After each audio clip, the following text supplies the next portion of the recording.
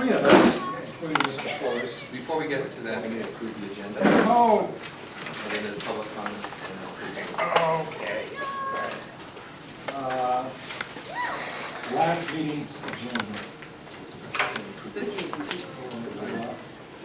there a motion to approve the agenda? Oh, first, I'm second. All those in favor? Aye.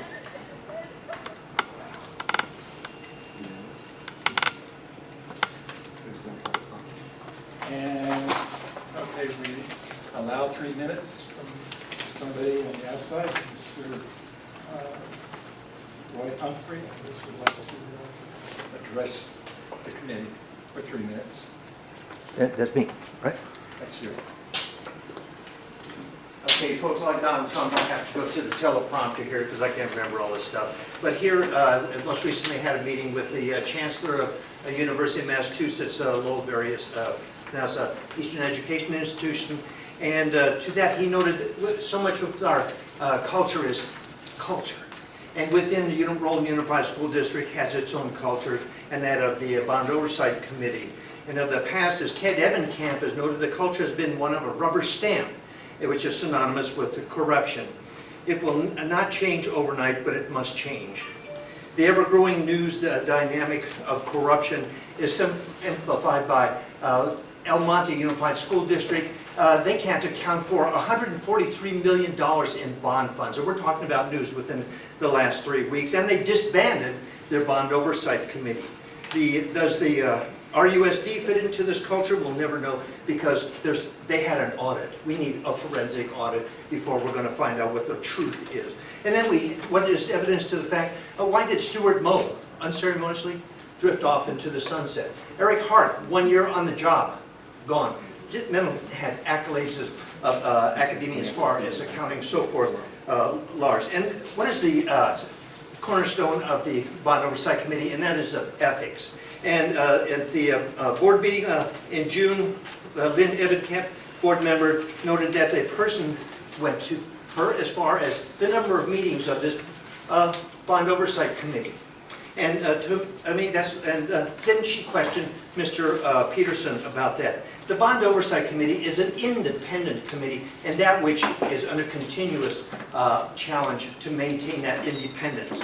And to that extent, that any board member or any committee member that breaches the independence of this committee by going to the board and circumventing the system should resign. This goes to the point of ethics and the integrity of this committee. And also, it should be noted on the district board, the videos of this committee so that the rest of this community can have the opportunity to see what is actually going on. It's part of the fundamentals of accountability and transparency, which is a fundamental duty of this committee and Rowland Unified School District. And do I have more time there, Mr.? 30 seconds. 30 seconds. There's a rumor about the need for a $200 million bond issue, which you'll be taking up, because we know there's approximately a $40 million shortfall in the monies that were transferred to 2006 projects at Nogales and out of the 2012. $15 million there, and it's the unfunded aspects that have been going on since day one are estimated to the total be about $40 million, maybe more for us. And that's my speech for the day. Thank you.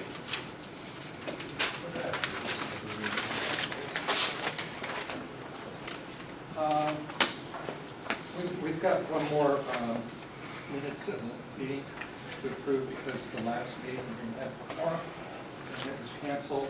So we did have a motion to approve the minutes of the May 19th. Did I have a motion?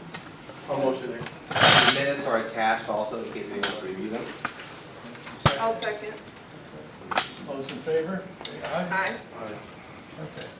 Okay, that's fine. Before we go on, I'd like to introduce a guest who is looking to become a member. We're missing a member on the committee, and this is, okay, I can't remember the last name at all. I'll let him introduce himself and say a few things. My name is Jay Chen, volunteer for this year. I have a local business here in CBOC Heights. And just looking forward to joining this.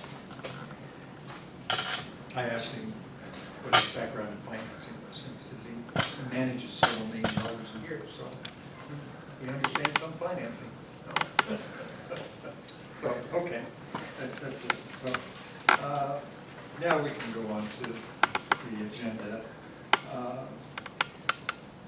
We had 3 members plus Mr. Flores attended the May 31st 5th annual California League of Bond Oversight Committee in Sacramento. And we need to do a review or a report, if you will, to the rest of the committee and the community at large, the public, on our experiences there. So, of course, myself and Wendy and Natalie, so would one of you like to say something? It was a really wonderful experience. It was nice to have the small training on fraud and what to look out for. I also really appreciated being able to speak with the CBOC members of Contra Costa County to get a grasp to see that they have a lot of problems and a lot of problems with transparency in dealing with their school district. I'm glad to say it doesn't seem to be that we have the case. The school district is always open and ready to answer questions or show any paperwork that has been requested where they weren't afforded that opportunity. For me, same. I think it's a great opportunity. We need same folks, have same background like us, so come be members. So we learn from them what kind of difficulty, what problem they face, how to solve the problem. I do appreciate this good opportunity to learn from others. And also in talking to the accountants and the various levels of audit and the cost of the various levels of audit. And since we haven't seen any discrepancies, I would be of the opinion that a forensic audit is not worth $1 million to take away from the bond fund and build it. Say that again? I would agree that $1 million is what they were paying for the forensic audits. Oh, forensic audit. Yes, Okay. and I wouldn't see why that would be feasible here. Yeah, I agree. So I don't think why to have to go to BS. Spend $1 million, that's our money. We better use money for the school, for the way the place to better. Okay, for my part, the people that attended the committee ran the full gambit, from people that were members like us of the committee and had no idea what they were doing, to the other end of the, there were a lot of attorneys, there were a lot of accountants and people obviously looking to get more business. So one of the subjects that I brought up was the deferred maintenance program. Why they were using money, bond money, for all of these repairs and everything, and which is a subject that the word deferred maintenance, to the best of my knowledge, has never been spoken at one of our meetings. So it wasn't in the old bylaws. It will be in the future. It will be spoken in the future. The question, when I asked it, and I got a surprising answer that I didn't know that people knew, was that when times were good, they actually got matching funds. You're supposed to put 3% of all the income of all school districts in California, are supposed to put aside 3% for maintenance. And it's in law that you will keep the schools up to date and in good repair. They said that that money had dwindled. There used to be matching fund, and that money had dwindled because of hard times. And one woman said that they were actually using that money to buy books. I couldn't believe that. So, but anyway, it was very informative and worthwhile trip, I thought. I agree. I really wanted to thank everyone who participated. It was a long day, getting up like at 4 in the morning, flying up there. flying back, making sure we didn't acquire any more expenses with the hotel bills. I appreciate all that, and just taking the whole day. I also want to thank the board of trustees, the board of education also, for allowing us to go to this and improving this. I think it was a valuable experience, and I would recommend that we continue going. And I would like to see that maybe different members go this year, so they can experience it, bring it back, and we can learn. It's like professional development, so that we always bring what's out there to make sure we're as transparent and that we're as vigilant as we can here in our school district. So again, I want to thank you for that long day. I appreciate it. Okay, next item on the agenda is an annual report that I gave at the regular school board meeting. So we made a copy here for everybody, so I don't have to read this, take the time, I guess. Besides giving recognition to the current board members and everything, I mentioned, gave some credit to 3 previous members because they were here at the beginning of the year. And then I just went on and described the meetings that we had, was mostly educational, the activities, and some of the improvements that we have made, and all of the effort that especially Mr. Flores has put into the improvements, and so that I mentioned future goals, and that was just that we do a good job, because 2006 is ending, and Mr. Flores will have more to say on that here shortly.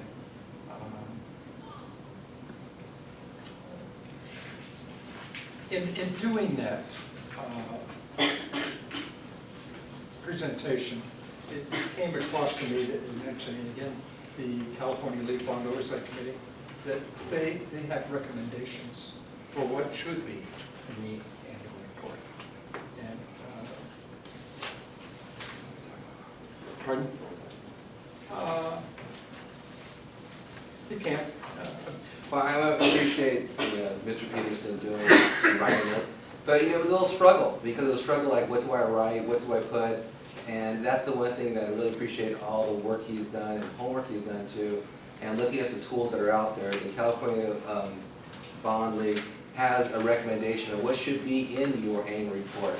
So we reviewed it together about a week or 2 ago, and it's a really great template where you're basically asking questions. There's questions and you're going to answer them. So that will be the template that will really drive what at the end of the year, what will be the annual report. So what we like to do in future meetings is actually share that information, share that template, so that this should be a group process. Shouldn't really rely on one person. We'll give Mr. Peterson the mic because he's a great talker, but we'll do this project together so that we write a report that really is sharing of the whole CBOC. Do a handout of those. You've got the recommendations of what should be on there, and you can see from this list that we need to get busy.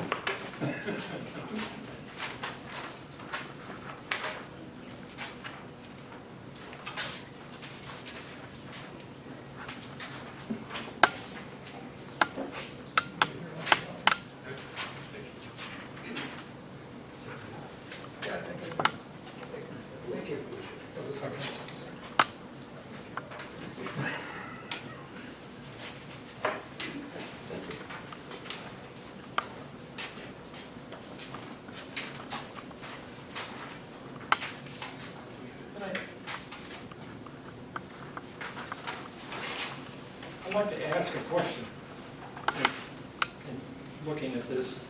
Does everybody here know how to log on to the California League Bond Oversight Committee? Yes, yes. No? No. How about, okay, what about the West Coast Contra Costa County School District?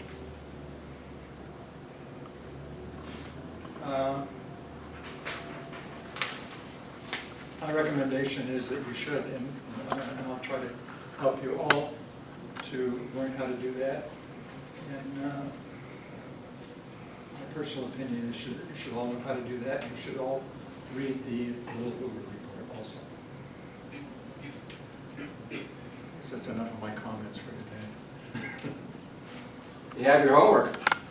Yeah, I got making a big push in that direction. So the next item is the 206 bond analysis. Pardon? The next one. Oh, back to the agenda. I get carried away. Okay. Mr. Flores would like to talk about this 2006 bond analysis. I'd say a couple of words. Just doing this because people on the committee have made comments that 2006 is over. And when it's done and over, we have nothing more to do with it. The 2000, there are two committees. There's a 2006 committee, there's a 2012 committee. We are one and the same, but when all the money is spent, the 2006 committee is no longer in existence. So, Thank you very much for that. This is going to be an interactive portion of the meeting, okay? So basically, the board is also really wants to make sure that as we come close to our 2006 bond project, that we make sure we realize and we ensure that everything that we said we were going to do in the bond was done. So the process that we would like to do, we would like to entertain and speak to you about, is actually developing an analysis of what we should look into 2006 as we come to the close, and we close it, to ensure that what we told the taxpayers we were going to do, we did, and that we use all the money properly and correctly. We want to do that just to reassure the community and reassure everyone. So what we'd like to do is actually start having a brainstorming conversation here of what would you, as a CBOC member, want to be able to see in this analysis. What we look to do is to hire an independent auditor to be able to do this. And will be separate from the bond, from the audit. So it would be a designated amount of money that we would have them do a deep dive in the 2006 bond program. Of course, this is conversation, and we would actually, from this conversation, take back to the auditor of how much this would cost, because there is a cost to it. And like, as both of you said, it's important to not spend money where we need the money for our programs here and for our construction costs. But I think it's also a good use of money to reassure everyone too. So the movement would be to kind of talk what should be there, and then also talk to the auditor after, so he gives a proposal so that we can take a recommendation to the Board of Education to have this approved. So just so you know, I've spoken to a couple different audit companies. This is not a very quick analysis. It takes time. And usually, the way he described it is like you're peeling an onion. You start, and then you ask more questions, and you look in. So whatever we come up with as a starting point, we may ask more questions after. It sees where it takes us. So just conceptually, do you think something like this is a good idea to move forward with?